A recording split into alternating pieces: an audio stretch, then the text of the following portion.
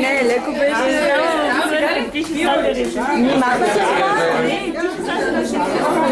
Те го махнат. Не, сега да си се окаже. Добре съм. Тя пъти се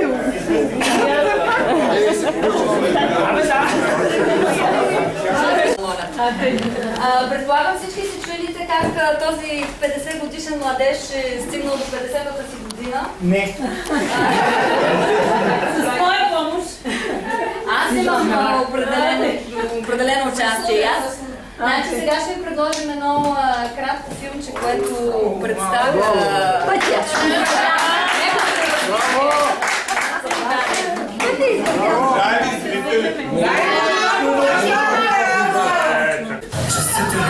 Честит юбилей! Честит юбилей! Честит юбилей!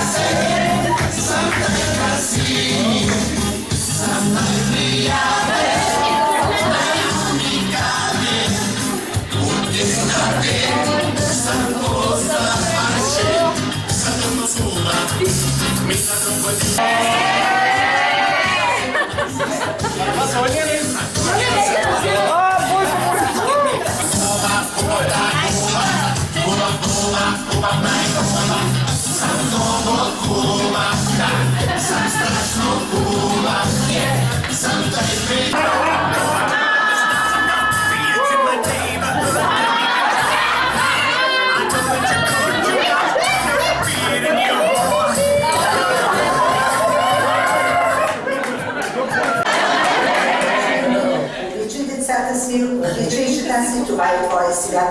Бъди нещастлив, мило дете. О, красиви, сред най-красиви! Да си жив и здрав, много внуци, щастие, късмет и дълги години се виждаме. Дъх с жажда. Щастлив да бъде този час, в който ти, в който аз, в който няма кой се ражда. Благодаря. Сега. Честит юбилей, съжалявам, че така през годините не можахме да бъдем по-често заедно и да се веселим, както го правим сега. Значи сега в момента, където ти казвам това пожелание, се събираме абсолютно всички и така се получава нещо много хубаво, което липсваше на всички. И така с пожелание за да се събираме все по-често и да бъдем единни. Честити! Помня, че влиза, дали не влезна директорката. И казва, сега, ученици, искам да ви представя вашия нов съученик, който идва от, мисля, че беше Сливенската математическа гимназия. И, сега супер интересно. Мургав, здрав, по войнишки стъпва, леко късичко панталончето и така леко.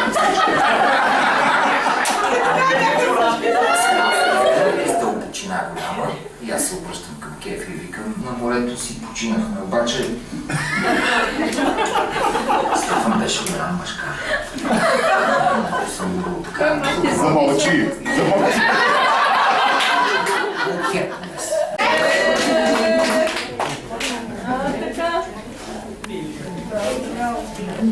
Ще казваме ли горчево?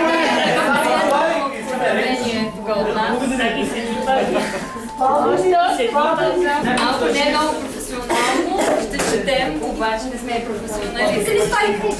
Вече сте в пифтиле, та земя цъфти добре и радва той очи, уши, души, сърца.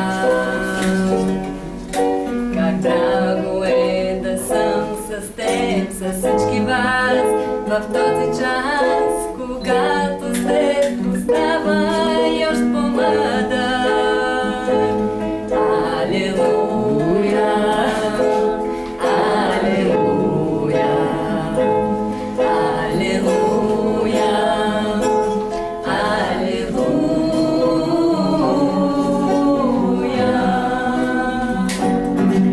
Вървики все така напред и здрав и силен като тлет. Живей, купне и твори, що сърце иска. И аз давам. Ти нека да канти на ширна длъж, чакал зори. Живееш добре и веднъж си ти на пифти. Алелуя, алелуя, алелуя, happy birthday.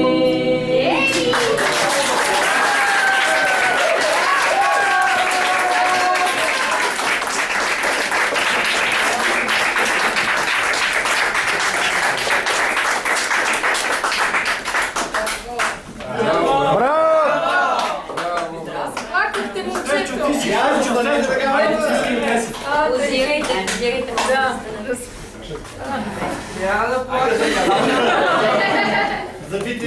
Сега виждам, че е текла голяма подготовка месеци и сега не знам защо аз трябва да реагирам тук в няколко секунди.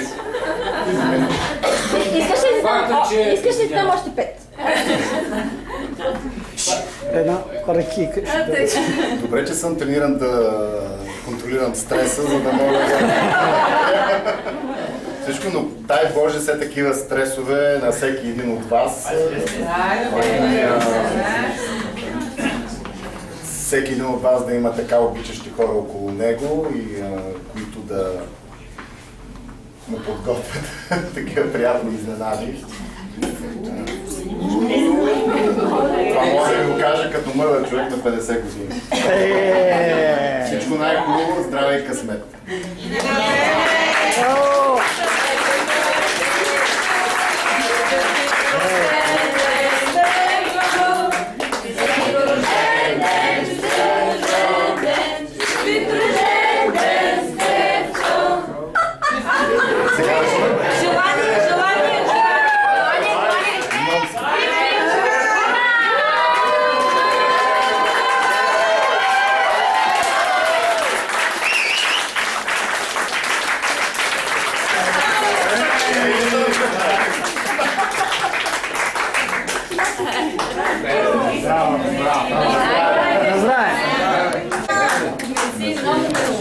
Благодаря на всички.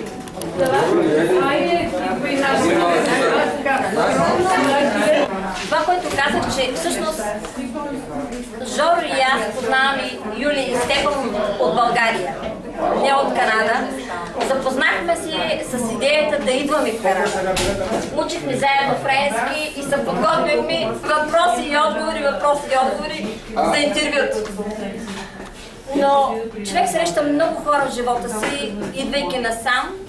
Но истината е, че съдбата отсява хората, които трябва да продължат с тебе в живота ти. И тия, които действително продължиха живота ни от България до Канада, бяха те двамата. И продължихме заедно.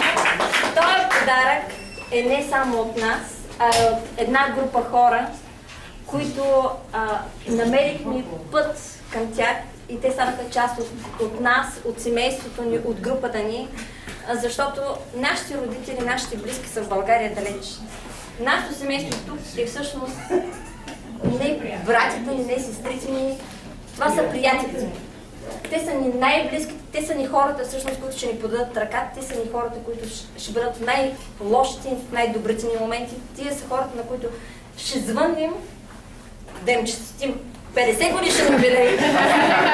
И да им кажем, пожелаваме ти още 100, за да може след още 100 да се съберем, да пием и да си пожелаем още толкова здраве, щастие и късмет от всички ни тук, които сме тук.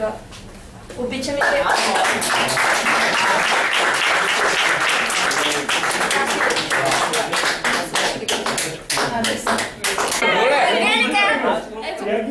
Тук най-съжалите моментите. Така. А има и жени, колко фотографии имаме? Нас? Даже отвънка чукат да влязат още жени.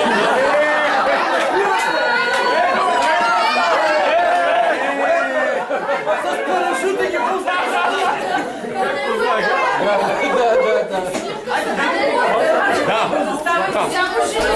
Само жените! Аз казах ли си? Тича!